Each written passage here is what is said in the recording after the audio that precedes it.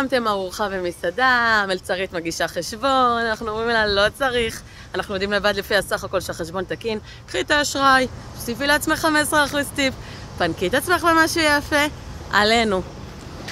עלק. בשנייה הזאת כולנו הופכים להיות כלכלנים מהשורה הראשונה. רוצים לוודא שלא דחפו לנו איזה זירו שלא הזמנו, כמה עלה הבצל מטוגן שבקשנו תוספת על ההמבורגר, 7 שקלים. אין גזל כזה, אני רוצה לדבר עם מנהל. ותלוש השכר, אתם בודקים? אתם יודעים לקרוא אותו בכלל? צריך, זה אותו נטו כמו חודש קודם, למה?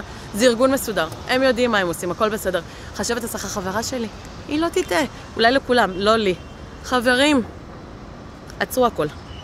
למעלה מ-70% בתלושי השכר שאני בודקת, יש בהם טעויות שכר.